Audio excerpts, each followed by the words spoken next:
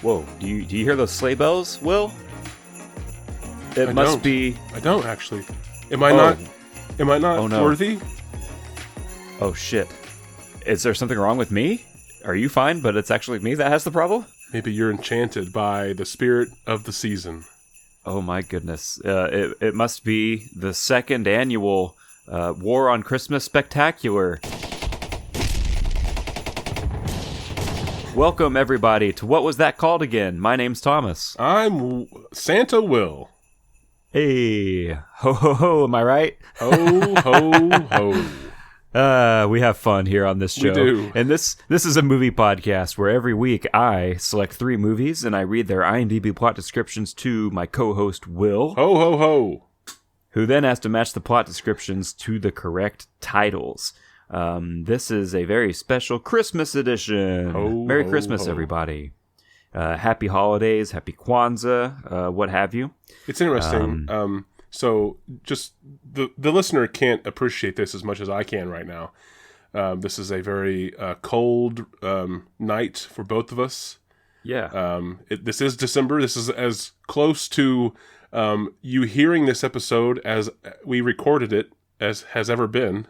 That's right. or as will be for the next several months. But anyway, yeah. I'm watching Thomas on the webcam here, and over his shoulder there is this picturesque almost scene of steam emanating from a chimney outside of his window, and it just kind of sets the mood as far as the cold Christmas air on this December 5th. So it's not quite Christmas yet, but 20 days away. 3 weeks. 3 weeks from Christmas is when we're recording this. Yeah, the time it'll be heard, it will be just, a couple of days before. Yeah. Yeah. So we did a Christmas special last year, and I thought it went pretty well, if I do say so myself. So I thought we would do it again and maybe make it a recurring theme. No one's told us to stop. Yeah, we haven't heard much from anybody, really, but we'll take that as a positive, and we'll keep chugging along as we do. You can let us know if we're doing something wrong by hitting us up via DMs through Instagram at WWTCApod. Yeah. I haven't checked it in a long time. You should, because there's several messages on there. Are there? Yes, there are. Are there really? Yes, there are. And some of them I can't read because I don't know if they're important to you or not. So I chose not to read. Now, some of them are from me, but are there actually some from like people who might be listening to the show? Yes. Oh. So there could have been messages from like 2 months ago that I just said never probably seen. Well, it's one person, but I don't know because I refuse to open it. So okay. Well, I'll need to log into the Instagram and check that out, but or the YouTube. Hit me up. I do check the YouTube at least every week. Nothing going on there yet. We did get a like recently on a video, I think, from our European listener. Great fella, I'm just guessing. Good taste in podcasts, at least. Clearly. But he is. I do want to extend this invitation to him. If he wants to email us, feel free to. Or anyone. Or anyone else, for that matter. wwtcapod@protonmail.com. We would love to hear from anyone about anything. Even if you want us to stop, just tell us. Just tell us. You never know. It might actually happen. We haven't had anybody tell us yet, and that's the only reason we're still going. So, it's Christmas, Will. Ho, ho, ho. Let's go into a Christmas edition of Drink Check. Yeah. What are you drinking over there in this jolly season? Something that I don't think is really Christmas themed at all. Wait. What? This isn't your thing from your thing, is it? No, it's not. Okay. It is a different thing from my thing. Okay. So, this is coming out of place from our normal episodes. If you listen to our pre-shows, each one is dated And that date is the date that we were recording the pre-show, but also the subsequent episode thereafter. Yes. And so this one, if you can't tell from those dates, is quite out of place from our normal fare as of late. And so because of that, in a few months, you'll probably hear me mention... No, just a month. Oh, okay. Well, at some point, you'll hear me mention that I was waiting on like a British snack box to arrive. And at the current time we're recording this, that just arrived earlier this week. And Nice. I have not had this drink. I've been saving it specifically for a drink check. I bought from the company Ben Shaw's, whom some people might remember as the company that put out the dandelion and burdock soda that I had. Oh, yes. Last year. I think we've had that on the air. Yes. This is from the same company. This one is bitter shandy flavored. Bitter shandy. And it has a picture of a Highland Terrier or some kind of terrier. Yeah. What dog is that? I'm not a dog breed guy. I don't know. Okay. Well, I really am not good at dog breed naming. I have no idea. It's a dog with of some sort. A bull terrier. It's a bull terrier. That's what it is. I think so. Yeah, the head shape seems accurate with that, and it has like it's white with like a black spot over one of its eyes. So the bull terrier is on the cover, I guess, of the can, and there is as before there is the Hamburglar arm reaching in, and there's also a flower in the like a daisy in the mouth of this bull terrier. So I can only assume, based off of the burdock and a dandelion, that this one is flavored with bull terrier and daisy. Ooh, it's very possible. The prisoner black and white striped armband pointing toward the dog coming off the side of the can says, "Softer than it looks." That's what it says. So, and what exactly is he talking about? It's pointing to the dog, so I don't know. Okay. Oh, okay. It's hard to say. Okay. We will see what this tastes like. I don't know what a bitter shandy is. You're about to find out. Live on air. This Christmas special. If this is dog and flower flavored. You have to figure out which is the bitter and which is the shandy. Oh, he got a hum. It's good. What is it like? Is it like a if anybody cola? has heard me do drink checks before, I am not good at describing tastes and flavors at all. I'm really, really bad at it. I don't know. What was your question? Is it like a cola? Is it like a cream soda? Is it like a citrusy soda? Is it floral like the last one from this company? A little bit. It's kind of... Okay, that didn't answer. That didn't explain anything. I gave you 4 options and yes, you said a little bit. All of the above. Slightly, a little bit of all of the above. It's a citrusy, creamy cola. I would describe it as kind of floral. Okay. Kind of floral. The flavor, I don't think, is super strong. It's not like a cola, which has like a very strong and specific flavor. This one, it is carbonated. Okay. And it has a flavor. Okay. Is it a flavor you've tasted, or you no, you just can't place it? Okay. No, I can't. Let me read what the side of the can says. I don't know if it explains any further. Made with British beer, the refreshing flavor of bitter shandy tastes just like the stuff from the pub. But don't be fooled by the feisty exterior. This drink is softer than it looks. Oh, soft in the sense that it's non-alcoholic. Yeah. Okay, I get it. Making great British classics since 1871.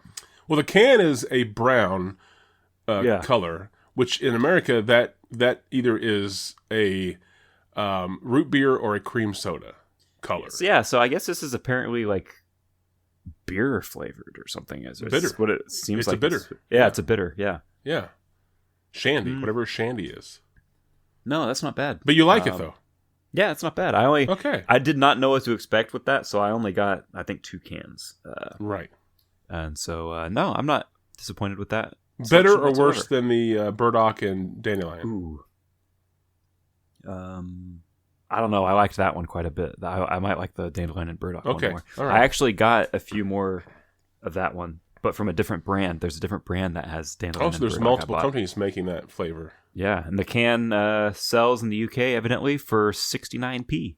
So Ooh, nice. If you got 69 pence in your pocket, you can go get you a dandelion and burdock soda can. Apparently, it costs a lot more than that for me. But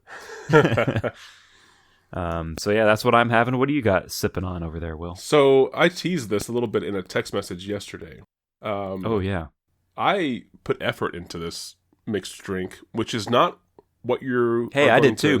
This can came from the other side of the planet, across the ocean at least. You polluted the atmosphere to drink a 60-cent can of soda.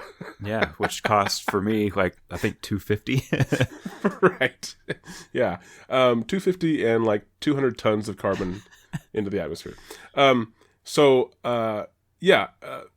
For the listener, you will hear me on this show put very little effort into drinking bad tasting drinks, typically, at least for the next foreseeable weeks.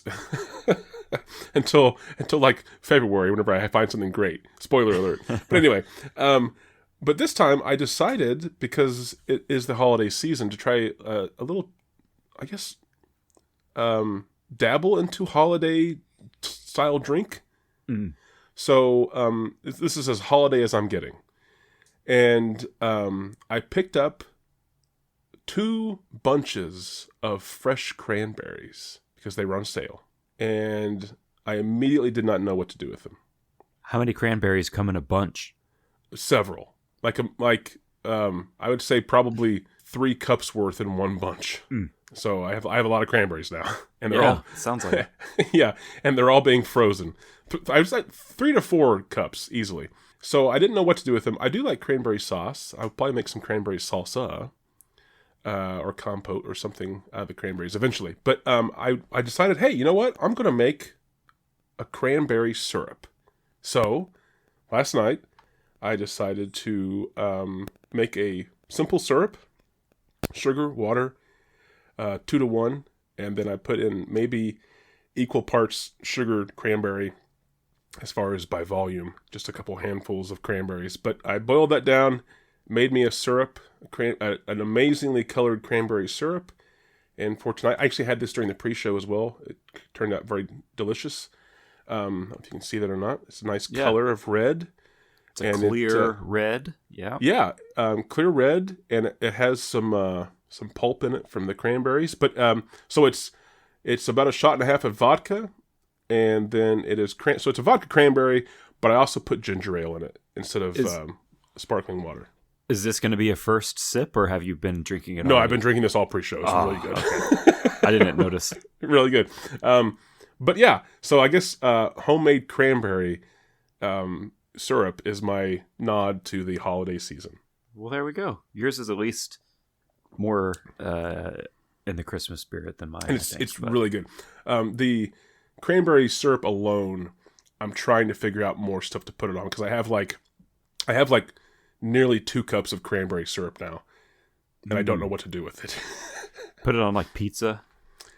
Yeah. Get like a cheese pizza, put it on top of that. Well, I actually did think about, because I really do like cranberry salsa and cranberry like relish or whatever, kind of the same thing in my book. But I've had a spicy version of that with some jalapenos mixed in. So I did think about trying to make like a spicy version of the syrup for like a chicken sandwich, maybe. Mm. Like a cranberry syrup chicken sandwich, maybe. I don't know. Do it. I'll figure something out. But I'm not going to use 3 cups of it on a sandwich, so I don't know, or 2 cups. You could, though. So I'm just going to become an alcoholic and drink a lot of it. Just use it. Use it as a dipping cranberries sauce. I was dipping my fingers in it last night. It was so delicious. There we go. Yeah. Savor that image, everybody, of some cranberry-covered fingers. My sticky red just fingertips. Like licking all over it. Yeah, I was very noisy when I was doing it, too. Yeah, just like moaning to yourself at home. Yeah. It's delicious. It's like a vodka cranberry, but way sweeter because it's syrup, not cranberry juice. Yeah, I actually might enjoy that. Well, there you go. So, Will, we're ho. going to be taking a cinematic journey through Christmas past. Are you excited to begin? I still hear the sleigh bells, but I guess I'll go ahead and begin. Fuck. Well, I hear them faintly, but they're fading. They're gone. Okay. Okay. Okay.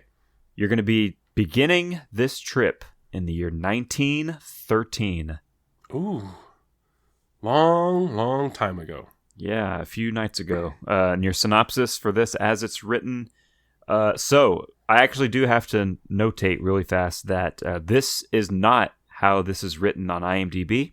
I actually did not take this synopsis from IMDb. I took this synopsis from Letterboxd. Okay. And this is not how it's written on Letterboxd. I had to editorialize slightly. Okay. So there are just a couple of words that I didn't want to include in there that I have. Okay, I'm sure it'll make sense afterwards. So this is a Letterboxd written synopsis, and it reads as follows: The town witch's son, a blacksmith, seeks an honest marriage to his love, who wishes for a pair of shoes. A mischievous devil is trapped into providing service to the smith. Okay, so 1913. Yeah. So probably definitely silent era, right? I don't think we had any talkies until maybe 5 or 6 years later. I think it isn't a spoiler to say, yes, this is a silent film. Okay. Is it one of Universal Studios' first films? Because they came out in they started around that time, too. Now this, I can't tell you. Okay, sorry. So 1913, the town witches. So this town has a known witch. The town witch. The town witch. Her son is seeking marriage? He is a blacksmith, and he is seeking an honest marriage to his love. An honest marriage. Yeah. To his love. And then you said that you said something about there was someone who comes in and makes this difficult, but I can't remember the rest. Yeah, so I'll reread this one. Thank you. The town witch's son, a blacksmith, seeks an honest marriage to his love, who wishes for a pair of shoes. That's right. A mischievous devil is trapped into providing service to the smith. To the smith? To the smith. Okay, sorry. Yes. Okay, so I see. So the town witch's son, who is a blacksmith, seeks an honest marriage. His bride to be wants a pair of shoes, and the blacksmith decides to trap a devil in order to get this wish fulfilled, basically. Yeah. Sounds a little incel-y, but... yeah. It sounds... At first, until you got to, like, the little devil part, I was like, man, how old is, like, the Christmas shoe story? Because it seems like there's, like, 40 versions of the Christmas shoes, right? And they're always sad. But... I don't know if there's always a little devil involved or a town witch.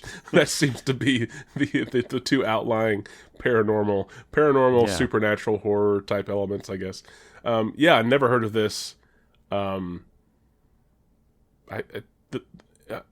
This comes from a time whenever a town witch was either a known thing. Mm-hmm. I don't know if that was around even in 19th. Maybe this is like set in like the 1800s or something. Or he is a blacksmith, so maybe this is like a period film for the time. Okay, yeah, I don't know. This sounds sort of interesting, but I'm curious as to how this relates to Christmas. I'm sure that's exactly what the filmmakers were going for. They were hoping people would hear about it and be like, "That sounds kind of interesting." That sounds kind of interesting. Your Next second film is going to be from the year 2001. Space Odyssey. Almost. You'll find out how close you are as I read the synopsis as it's written on IMDb, and it reads as follows. After witnessing the murder of a presidential candidate, a young couple is taken to a safe house by a bodyguard whose personality begins changing. He is possessed by the spirit of a madman who murdered his family there 50 years ago. What? Okay, so 2001. After witnessing an assassination, yeah, a couple is taken to a safe house by the presidential bodyguard. By a bodyguard. Sorry. Yeah. There was never a mention of president ever in that synopsis, was there? There was. Okay, so it was presidential assassination. Yes. Okay. A presidential candidate, yes, was assassinated. Oh, candidate. Okay, sorry. Yeah. So after witnessing the assassination of a presidential candidate, correct, a young couple is sent to a safe house by a bodyguard whose personality it changes as he is possessed by a murderer from 50 years prior. Yeah. And was there anything else? So the bodyguard is possessed by the spirit of a madman who murdered his family there 50 years ago. Yes. So a madman who murdered his family there 50 years ago. Yeah. Again, I am really curious of how this ties in with our Christmas themed episode. but this movie does sort of sound, or it feels familiar. It doesn't sound familiar. I don't know why this feels familiar, but it does. The only thing that's throwing me is like the 50-year prior madman family murder part. Mm-hmm. Which that just could be, maybe I'm thinking of some other presidential candidate assassination story. But anyway, it does feel familiar. I don't think I've seen it, but it feels familiar. In 2001, I don't know if 2001's a weird year. Like anything prior to like 2006 feels further away than like 1998 does. 1998 feels like it's more recent than 2002. Yes, I kind of agree. Yes. Even with music, I was listening to...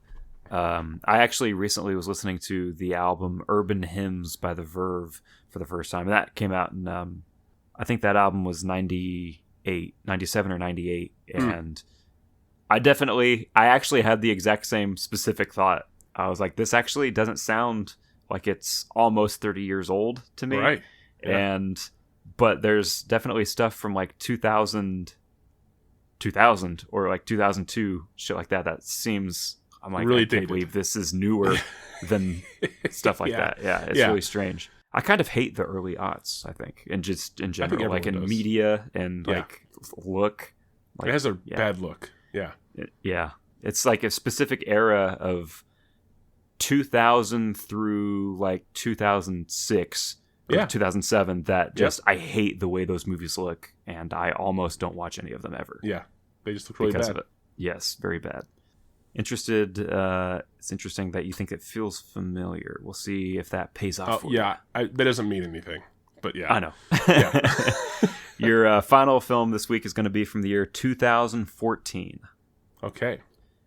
Your synopsis 101 years later. Yeah. We'll see how things have changed. Your synopsis for this reads as follows. After a breakup... Sorry. Same synopsis. After a breakup, Jenny moves in with writer Kelly, her filmmaker husband, and their child. Despite a rocky start, Jenny's influence helps Kelly realize that an evolution in her life, career, and relationship is necessary for her happiness. Okay. That's a lot. And when there's more than one name, I'm already lost. So, 2014, was Kelly, or was Jenny the writer, or was Kelly the writer? Kelly. Writer Kelly has a girlfriend named Jenny. And Jenny and Kelly have a rocky relationship. And then other things happened in the film. Incorrect so far. Okay. Other than the writer Kelly part. Damn it. Say this one again. So, after a breakup, Jenny moves in with writer Kelly, her filmmaker husband, and their child. So wait, Jenny gets out of a relationship and she moves in with her friend, who is married with a child. No, wait. Read that again. After a breakup, Jenny moves in with writer Kelly, her filmmaker husband, and their child. Oh, Kelly is a female's name. Yeah. So, sorry, I know several Kellys that are male. That's what's throwing me right now. Yeah, it could be either. Well, no. Well, yeah, sure, it could be. But the reason why I was so thrown was I thought you meant that Kelly was Jenny's husband. Right, no. Okay. Now I'm with you. Okay. Despite a rocky start, Jenny's influence helps Kelly realize that an evolution in her life, career, and relationship is necessary for her happiness. Okay. So I want to paraphrase this. So there's a rocky... worded very poorly, I think. The synopsis is not good. Yeah, it's just worded a lot. There's a lot of words. Jenny has a breakup. and she moves in with her friend Kelly, who's a writer and married to a filmmaker who's a male. and they have a rocky start living together. But then writer Kelly, the friend, realizes that she needs to, as is worded, evolve herself or her relationship in order to what now? In order to get something or to... Yeah, she helps Kelly realize that an evolution in her life, career, and relationship is necessary for her happiness. For her happiness. Okay, so she just realizes that she's got to change to be happy. That's what really it boils down to. Okay. Yeah, that doesn't sound familiar. 2014, you said? Gosh, yeah. Honestly, that synopsis feels like it should be from the early aughts. Like that feels like a 2001, 2002, 2003 film is what that sounds like. But yeah, I don't know what that film is. It doesn't sound or feel familiar at all.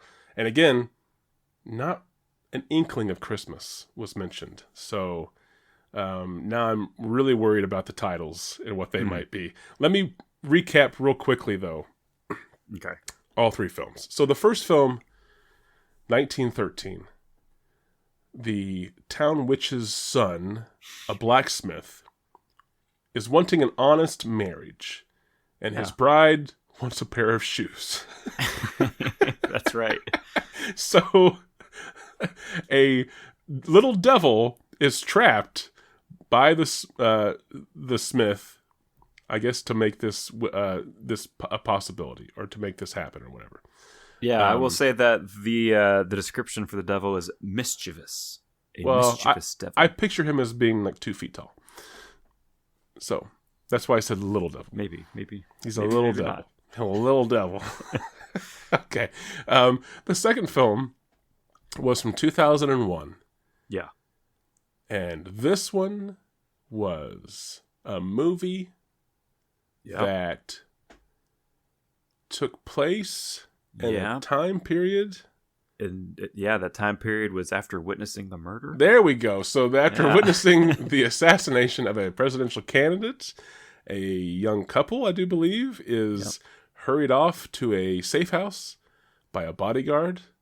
Yeah. And the bodyguard's personality changes as he is possessed by a madman who murdered his family 50 years ago. Correct. Okay. So far, the movie that sounds the most intriguing. Final film was from 2014, and this movie was about Jenny moving in with her friends after her breakup, and this now extra guest in their house is hard to deal with, and this leads Kelly, which is one of the friends, to realize that if she changes her life, her relationship, and her work, then she may become happier. Sure. Yeah. Okay. That works. Okay. Yeah, I guess I'm ready for titles because I don't feel like I'm going to know any of these movies, and because they're supposedly on this episode, I'm assuming that they're all going to be like a Christmas something, a Christmas this, a holiday wish, or whatever. So, title me, please. Your first title to work off of this week will be Christmas Nightmare. Christmas Nightmare. Okay, so the only movie that sounds like a nightmare so far is the 2001 film. I mean, that whole scenario would be a nightmare. To witness an assassination, and then to get shuttled off to a safe house by someone you don't know. Yeah, just by a bodyguard. And then for that person who's supposed to be protecting you to then become possessed, either knowingly or just change before you. And then to be possessed by a madman who also murdered his family.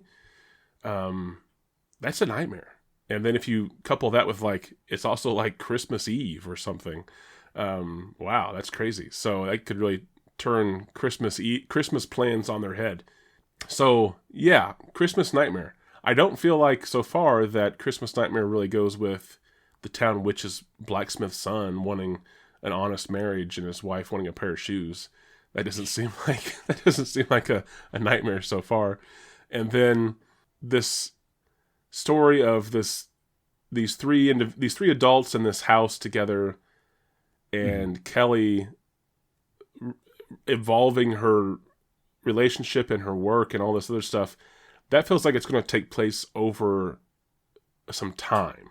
So as nightmarish as the breakup maybe is for Jenny, and as the realization that Kelly isn't happy might be, I don't feel like that is tied down to like a specific date. As far as, this is a Christmas nightmare. That's just life. So for right now, I'm going to keep Christmas Nightmare with the 2001 film for now. Okay. Your second title this week will be Happy Christmas. Happy Christmas. Now, see that's probably a title that's been used so many times. Happy Christmas. I mean, I could see that being like a 1913 title, just because I think Happy Christmas is like the more traditional old way of saying Merry Christmas. Happy Christmas, like maybe by the time that Kelly realizes how to be happy by changing her life, evolving herself, maybe that realization comes by Christmas. So it could be that too. So I'm going to, that's kind of a toss-up as of right now. I don't think I mean, it would be awesome if the movie about an assassination and a family murder was in a possession was called Happy Christmas. That would be, that'd be fucking awesome. That'd be badass. I love that juxtaposition of like it's like Happy Christmas, and it starts off with like metal music and like, people screaming and like, nah, Happy Christmas, like just the title card splashes on screen. There's some blood dripping from it. Yeah, Happy Christmas. I would love that, but I don't think that's how it is. At least not yet. Third title, please. Your final title this week will be The Night Before Christmas. Oh, The Night Before Christmas.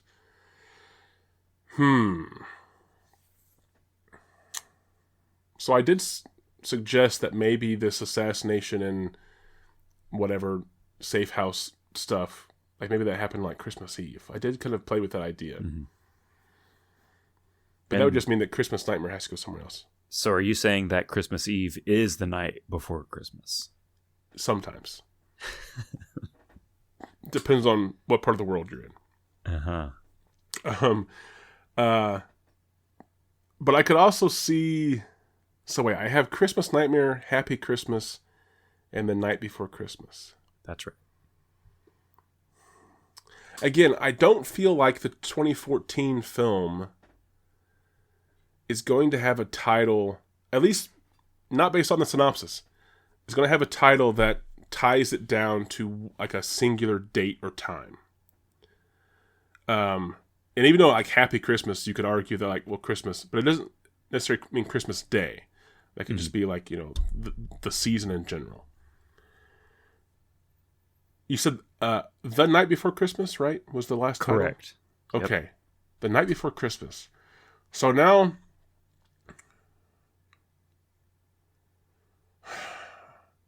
Okay. Maybe the capturing of the mischievous devil and the fulfillment of that honest marriage and the shoes. I don't know why we had to throw the town witch reference in there, or the blacksmith reference in there in the synopsis. But maybe all of that comes to an end on The Night Before Christmas. Or maybe he has to do something to fulfill that, or for the devil to grant his wish, or whatever it is. Maybe that has to be done the night before Christmas. Because I still don't feel like that's called Christmas Nightmare. Mm-hmm. I think Christmas Nightmare just doesn't seem like a 1913 title at all. I don't know why, but it just feels like that's too modern. And then Happy Christmas still feels like it could be 1913. Old. But I could also see the 2014 film being like a drama, and it's sort of like a sarcastic or a satiric look at Christmas, to talk about, depression, and talk about sort of life crisis and breakup and all that kind of stuff. So, okay. I'm firmly planting Christmas Nightmare where it's at. So, the 1913 film of the town witch's son, who's a blacksmith, who's just wanting an honest marriage, whatever that means in 1913, and whose bride-to-be, fiance, is it simply that she just wants a pair of shoes? Is that what the synopsis says? Yeah, and to clarify, whenever I said I editorialized this one slightly from how it's written on Letterboxd, I didn't add anything. I only removed excess description. And so, it's he wants an honest marriage to his love who wishes for a pair of shoes. Okay. Yes. I feel like you removed The Night Before Christmas. So I'm going to call this movie about... I can just assume whatever I want. Don't give me that look of... There's no evidence that I made any look. Okay, you're right. For the record, I can't prove that. I could be lying. So I'm going to call this movie about the shoes and the honest marriage of the blacksmith, town witch, and the mischievous devil. I'm going to call this The Night Before Christmas.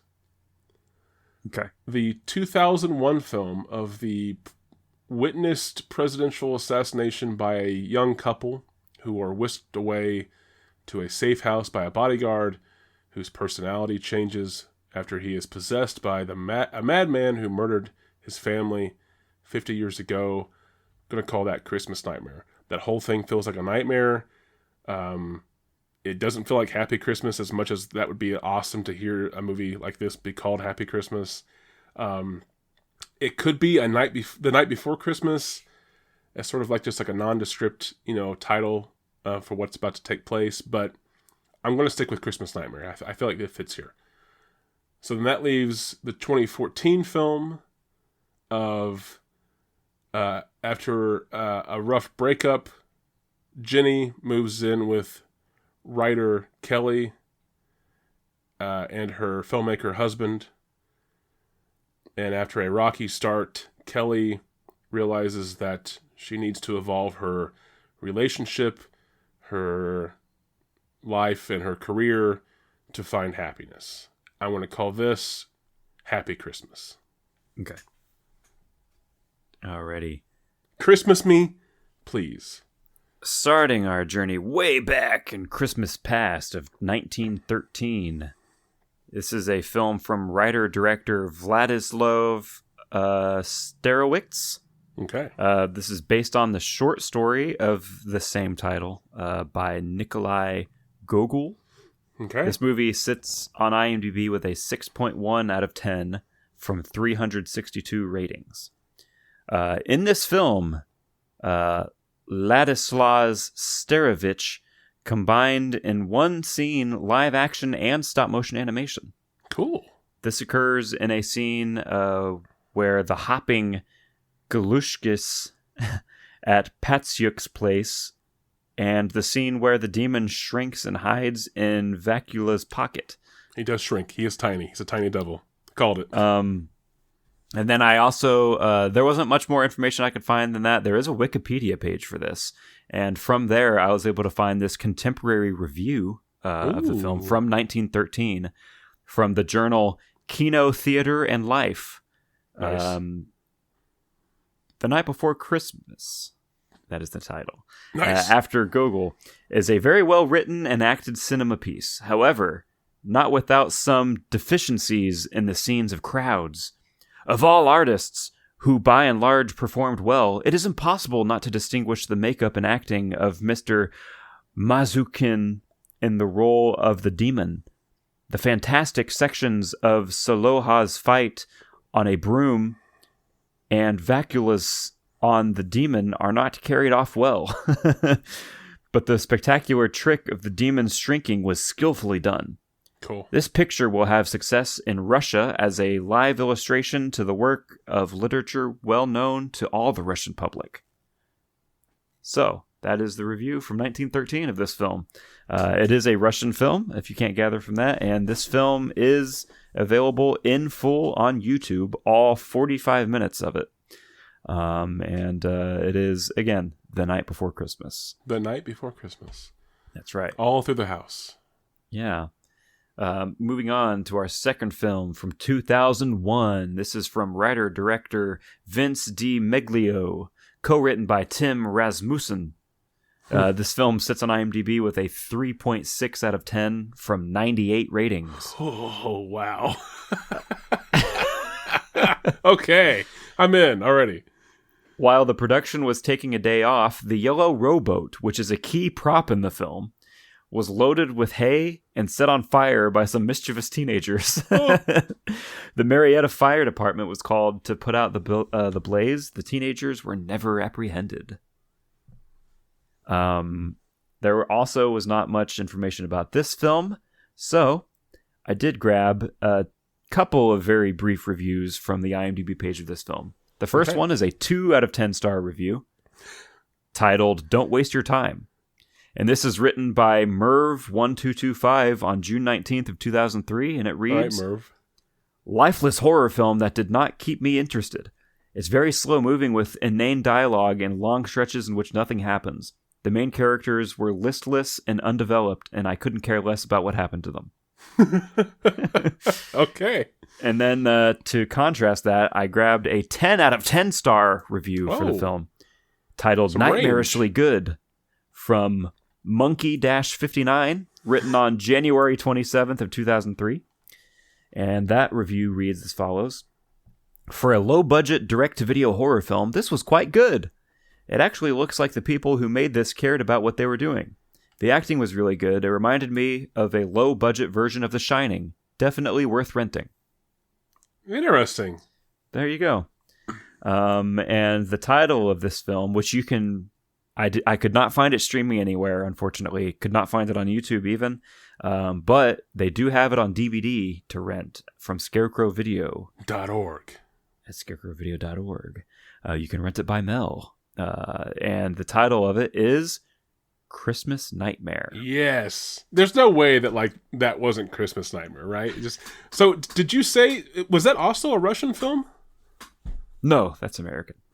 Okay. The names that you read off in the beginning sounded slightly Slavic. Well, that's just your American ears don't know whether. No, probably is. You're probably not going to doubt that. Yeah, it was filmed in Marietta, California. The Russia of California. That's right. That's what we all know it as. That leaves us with 2014's Happy Christmas. Happy Christmas. This is from writer-director Joe Swanberg. Oh, okay. It sits on IMDb with a 5.4 out of 10 from 9,278 ratings. That's why the synopsis sounds like it should be older than what it is. This film stars Anna Kendrick, Melanie Linsky, Mark Webber, Lena Dunham, and Joe Swanberg. Anna Kendrick apparently wore her own clothes and did her own makeup for the film. Okay. As sounding like a true indie project. Yeah. We have this... I don't know if that's out of the ordinary for most indie films. Yeah, I guess it's noteworthy because this Hollywood actress actually wore her own clothes. Yeah, and did her own makeup, yeah. Yeah, which crazy, she does every day. Right? Yeah. This was filmed in Joe Swanberg's house. It is streaming at the time of recording on Netflix, Paramount Plus, and Hulu. And it is Happy Christmas 2014. Happy Christmas. There you go. Happy Christmas. I remember looking forward to that movie very much because at this point, Drinking Buddies had just come out not too long before, and I love Drinking Buddies. I think that movie is fucking great. And Happy Christmas premiered, I believe, at Sundance 2014, which is, if there was ever a Sundance that I wish I could have been at, it would have been Sundance 2014. Incredible lineup at Sundance that year. And I remember reading about that movie from Sundance, and I really looked forward to it. And of course, being a Joe Swanberg movie, there was absolutely no way possible to ever watch it until it was like out, like on DVD. Yeah. So I bought the DVD, and I actually have not seen it in probably. No, I have seen it, but I haven't seen it in like 8 or 9 years probably now at this point. I do have the DVD, and I do remember enjoying it though, because I do like Joe Swanberg's work. Sure, yeah. Mm-hmm. It's not as good as Drinking Buddies, but I remember enjoying it. Is it Joe Swanberg who was like the mumblecore? Yeah. Is this one of those? It's like him and the Duplass brothers. Yeah. It pretty much so. Yeah. Okay. Yeah. Yeah, but I enjoy those movies, so that movie worked for me pretty well, even though it clearly isn't something for everybody. Drinking Buddies, I think, is more like accessible for general audiences, I think. But yeah, aside from that, I haven't seen the other two films. I do have to spoil that I unfortunately do not have a quote this week. The only plot details I have for you will be from Happy Christmas. We have Toddler. Which is Joe Swanberg's son, his real life son, as a toddler. Are these the tags for? Plot details. Sorry, I have to get a drop cue. Is what I need. Yeah, sorry, I forgot. Tag me. There we go. Christmas edition.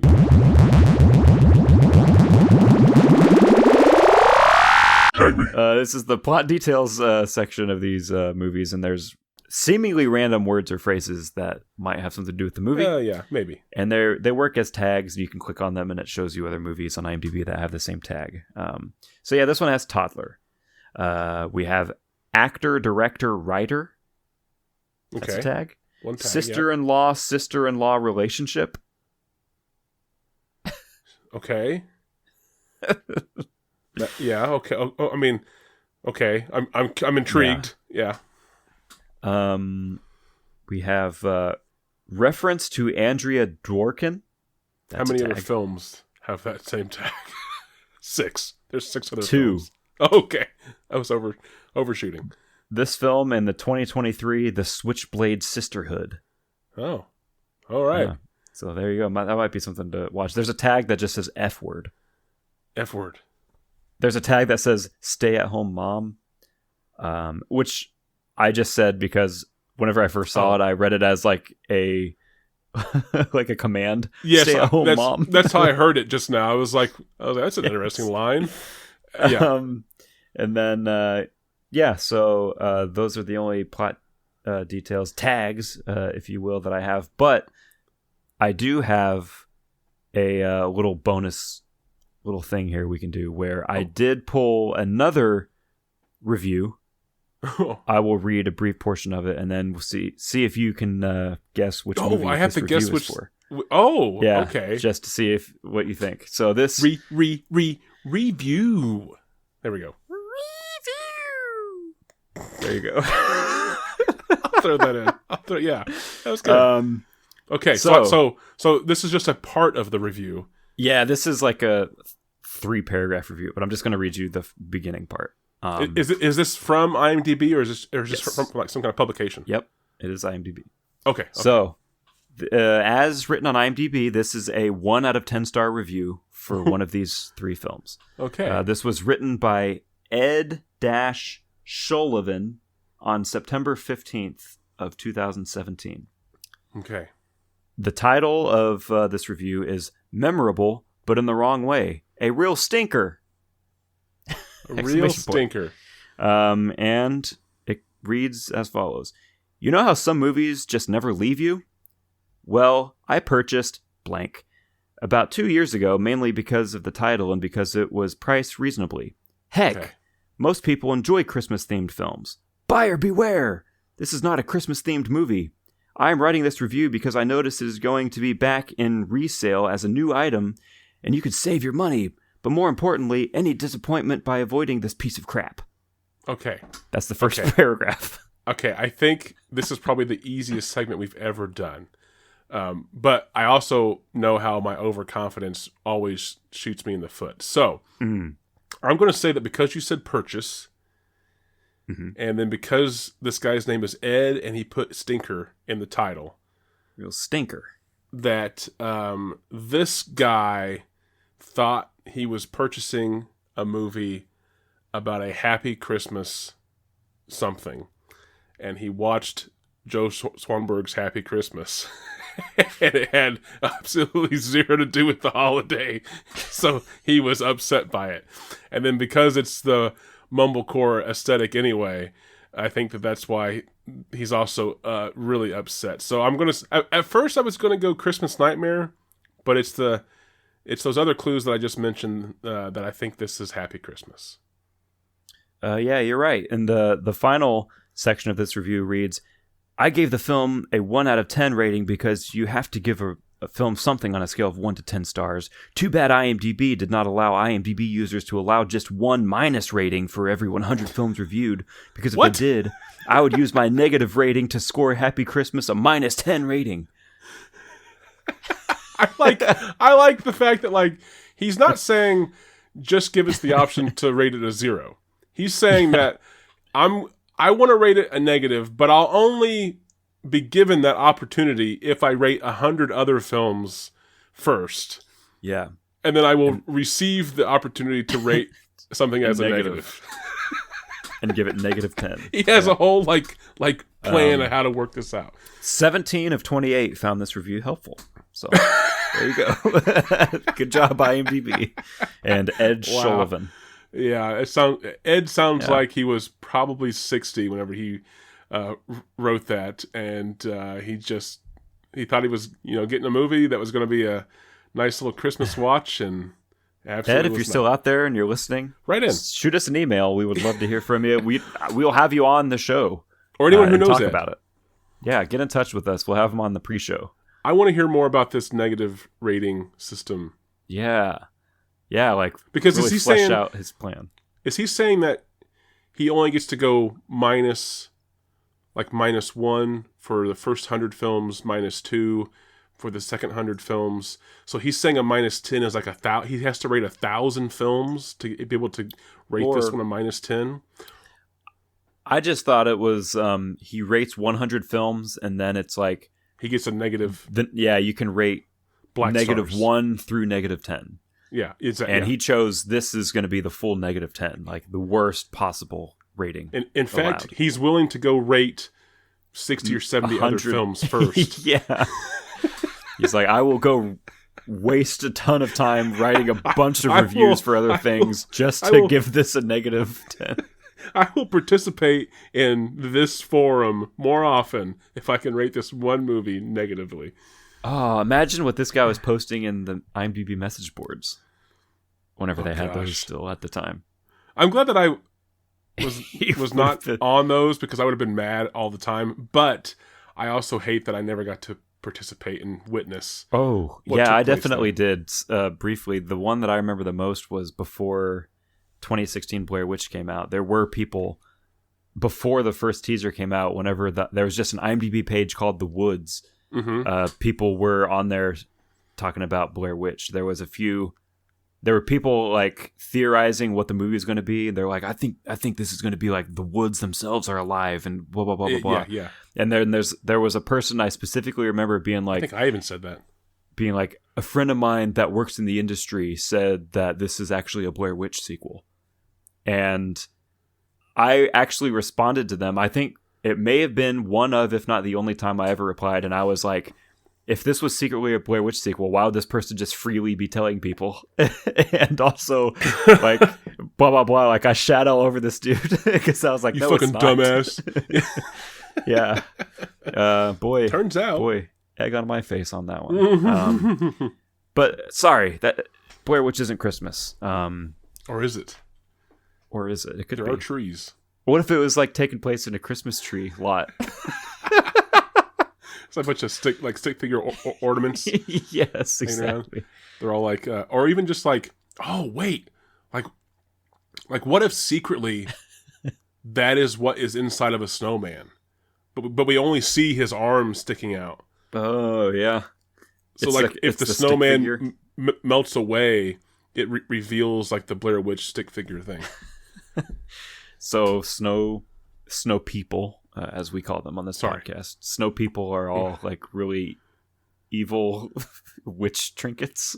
No, I think they're no, I think snow people are a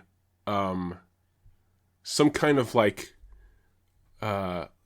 cage or like safety barrier between the evil and us. So we're safe when the snow, but once it melts away, exactly, then it's the unleashed. evil. Yeah.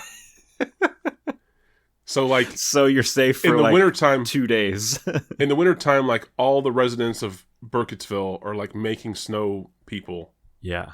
Just constantly Oh, imagine. Yes. And then so like as a visitor, you like go through the town. There's just it's thousands. just littered with snow people everywhere, all over the place. And you're like, there's no like humans. It's just snow people. And you're like, everywhere. this is like the most charming. It's creepy, the amount, just from the sheer amount, but it's also cool that the town made all these snow people. And then like in the weather forecast for like the weekend you're staying there, it's like highs in the 60s on Saturday, and then everyone that you run into is like freaking out. They're like, paranoid, and you're just like, why? This town's so beautiful, like all the snowmen. And they're like, no, like just whatever you do, don't be outside at night, if these things melt. Yeah. And you're like, what the fuck? And then like it's marketed as like a sequel to Jack Frost. But then we switch it right at the end. It's actually a Blair Witch sequel. That's how we get them. That's how we get them. So, at first, there is like at least one snowman that's like, "Hey, welcome to Burkittsville. We're happy to have you." They talk to. He's like sliding around on a snowboard through the town. No, not that Jack Frost. The other Jack Frost. Oh, okay. The evil. I one. like that one.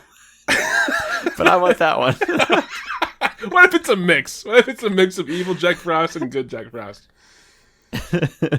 Burkittsville. They call Was it that the town Kevin that never Costner? sleeps. Jack Frost? Who was the voice of that? It was one of those guys. It was one of those like, not Costner. It was Michael Keaton. Keaton, yeah. Yeah. Costner. I got him mixed up. So who was one of those guys? Who was the voice of the evil Jack Frost though? So we got to get those two guys cast first. It was Scott McDonald. Okay, so we're gonna get Scott McDonald cast and Michael Costner cast. Sorry, Keaton cast and Kevin Costner. And sure, why not? Just throw him in there just to fuck with people. But it's really a Blair Witch Project. Okay, so then my question is though, whenever we pull this off successfully, what is the title first? Jack Sleet.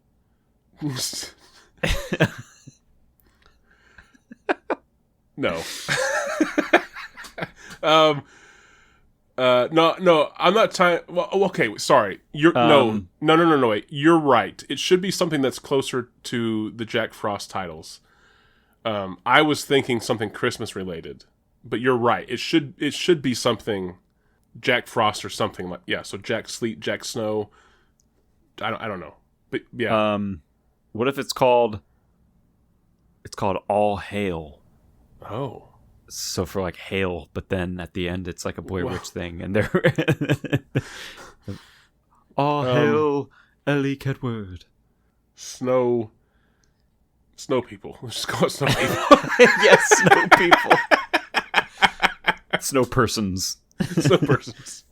But my original thought on that was like, what deceiving title could we title this so that Ed buys it and watches it and then gets pissed off and writes a review about it? That's my ultimate goal. Jack Christmas. Jack Christmas. Like the least effort. Snowtown? Snowtown, maybe? Yeah, like Winter Wonderland or something. Or A Very Blair Christmas. Burkittsville.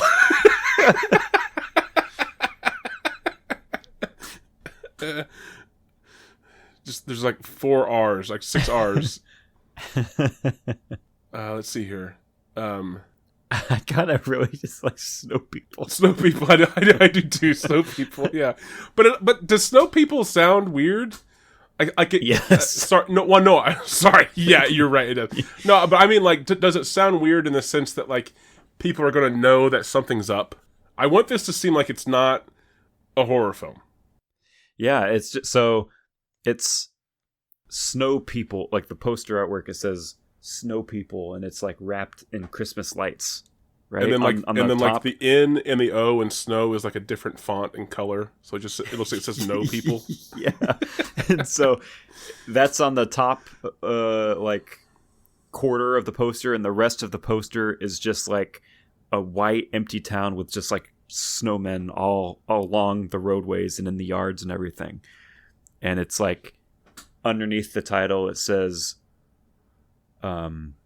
Christmas comes once a year, but winter lasts months. That still sounds too sinister. That sounds too sinister. I like whenever they titled the movie Jack Frost, except for the poster being, clearly like horrific looking with all the teeth and everything. The title just sounds like a normal Christmas winter character. So it's kind of deceiving. But I don't know if we can come up with, if there's anything that we can come up with that's close to, so I'm not even trying to necessarily go like super jolly. Just something that's like middle of the road. Snow People's close, but it still sounds a little weird. I'm suspicious. I'm suspicious of Snow People. Yeah. Because I want to do like a complete like first act, or even like halfway through, like further in the film, we just totally flip the script, and all of a sudden we realize it's like a Blair Witch Project sequel. And is like the Blair Witch like an elf, or is it like Krampus, or like some kind of like evil holiday spirit? So basically, what I'm going for is anytime there's a mild Christmas, that's whenever you should fear this thing the most. Oh, like the spirit is its strongest because it doesn't have the snow to hold it down. Snow blanket. I'm sure there's something. I'm really just trying to get Ed to comment on this. Like, I watched this thinking it was going to be a Winter Wonderland movie, and my oh my gosh darn it, was it not that? Just like warm Christmas. Warm there, yeah. Just Christmas warmth. Just call it Christmas warmth, and then the cover is like you said, like the poster is just a bunch of it's a whole bunch of snowmen, Christmas scene, and there's maybe like one house has like a fireplace in it. And we call it Christmas warmth. The warmth of Christmas. A mild Maryland. So it's like the tagline. Yeah. A mild Maryland.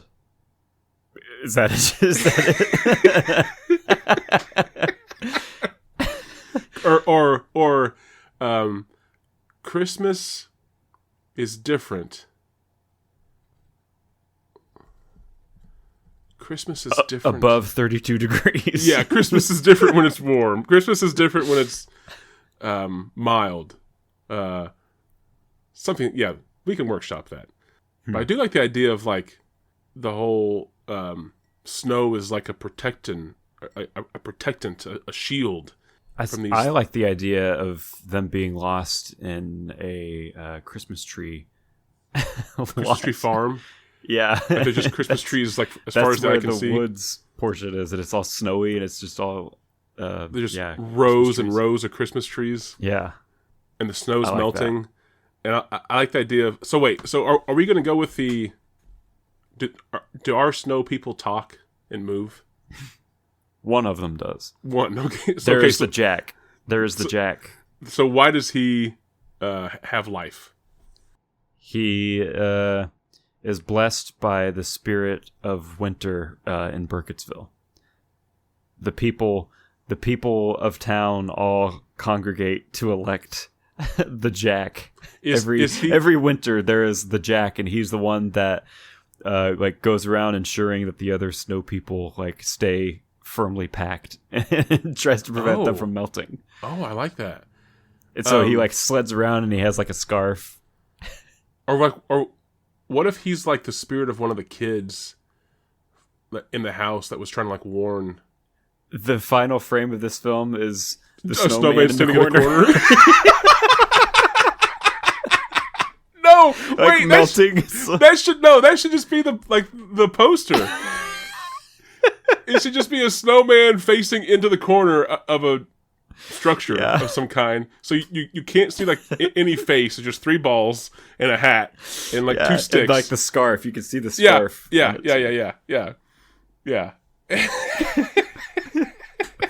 Warm winter or warm whatever Christmas. it is. Warm Christmas, and there's like Christmas. He's in the corner on the left side of the frame, on the left side of the poster, and the right side of the poster is like a lit fireplace or something. Yeah, a warm Christmas, and there's some kind of heat source next to him. And it's still a little sinister because that poster is like why would you be melting a snowman? But but yeah, I like that. And then the one talking snowman. So you're saying that like the town somehow animated or there's the first snowfall. The town builds the jack, is what they call it. they assemble. Build the jack.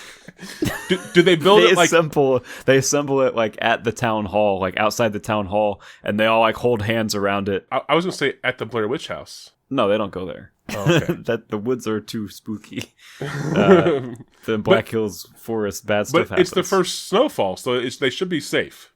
Yeah, but this is for the protection of the other snow people within the town. Okay, so this has nothing to do with the... No, I like that. It just has nothing to do with like the actual Blair Witch lore. It's just they also found out within their town that they could animate snow to do the job of keeping other snowmen from falling apart and melting. Okay, no, I'm in. I'm in.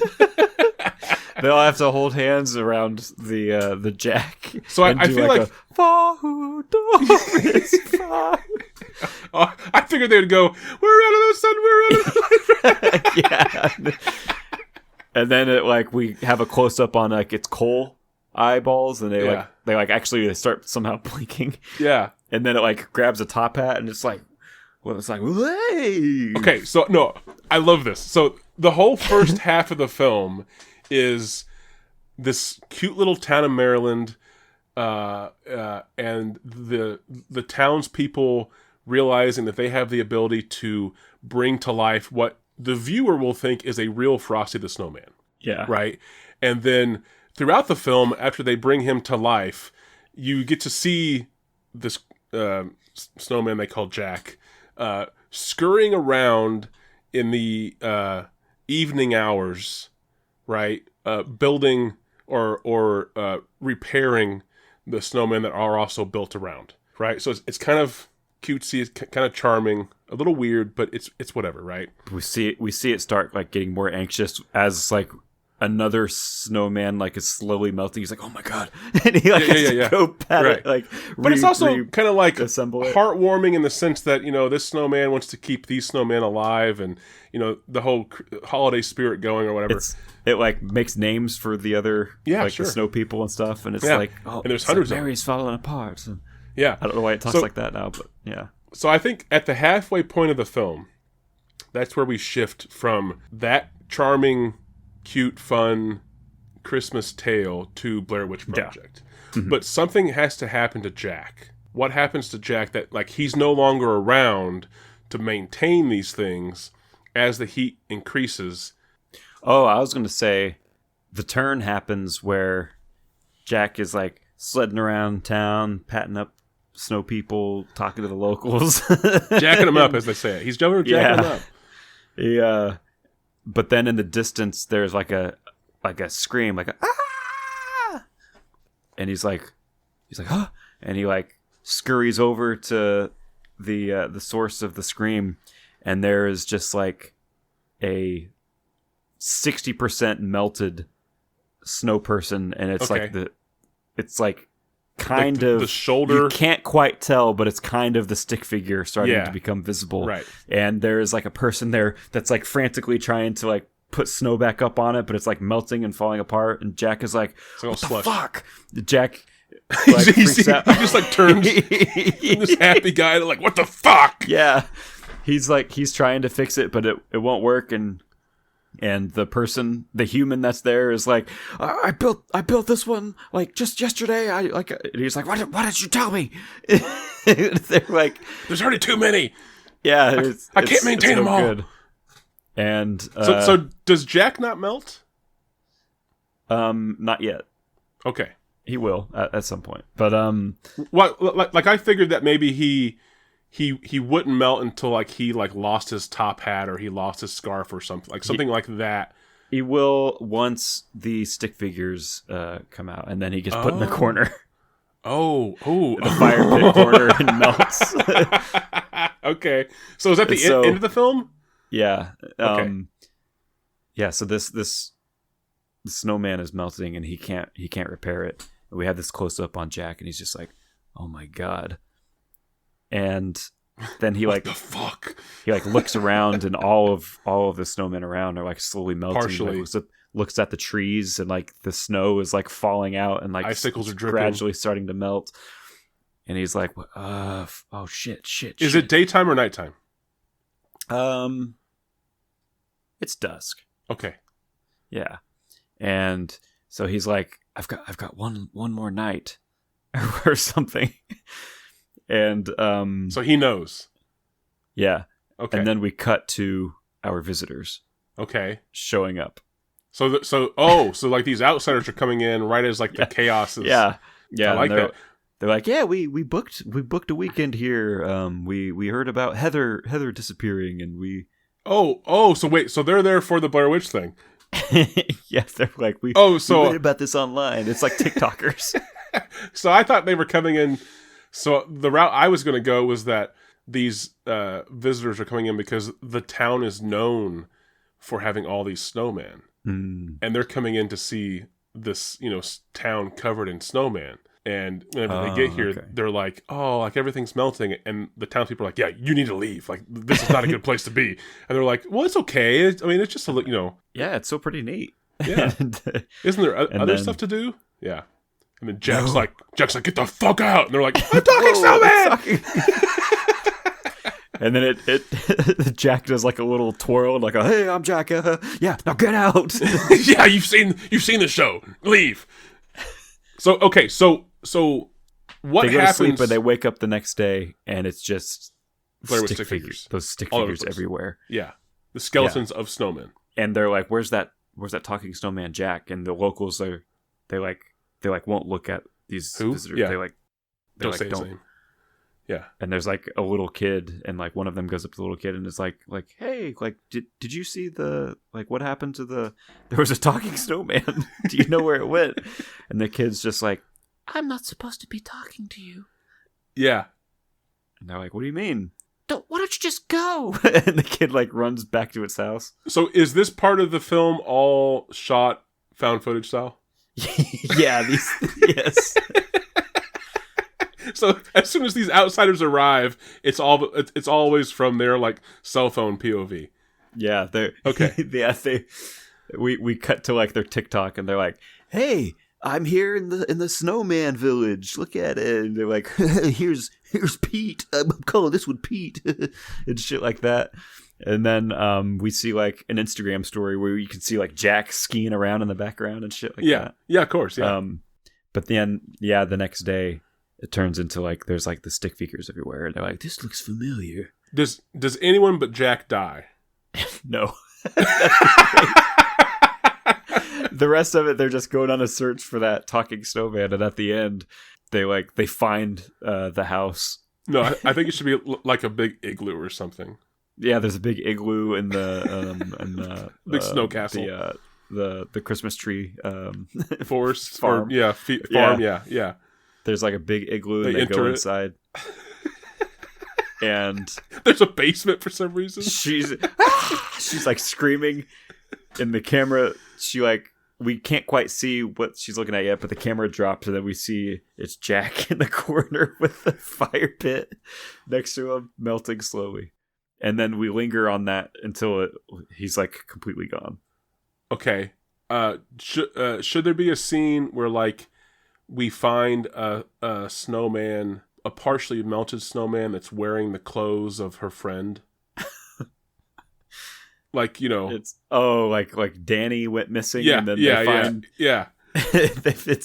They find like snowman like, Danny, like Danny's like Ohio State T-shirt on or something like that. Yeah, yes, yeah.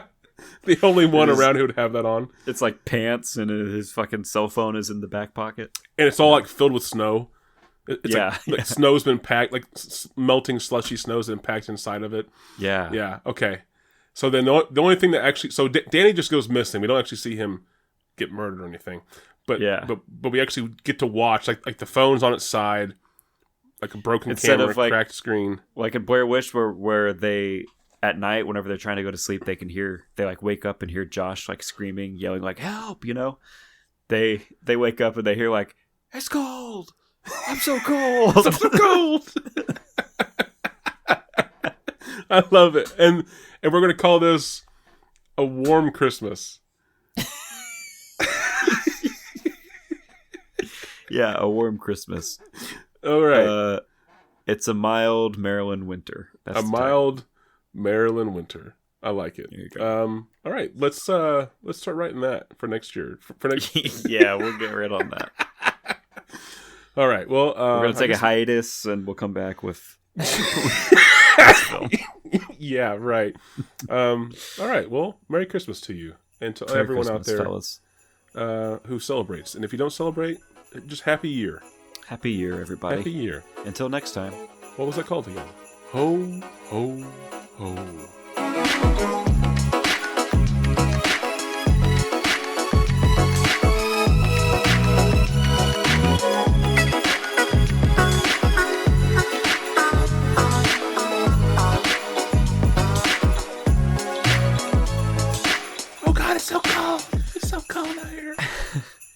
I do like that idea, though.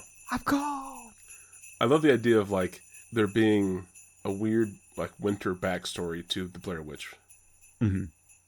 Yeah, we've never seen the winter version, and that it's actually like a Krampus is like the witch, or like it's some kind of like evil Santa elf that comes down and like finds all the bad Welcome to kids. my igloo, my child. It's me, the Blair Witch. Blair Witch. Yeah, I like that. Your snowman friend Jack stands in the corner. I'm gonna put another log on the fire. Keep Jack nice and warm. Yeah, I think this will be good. Yeah, why not?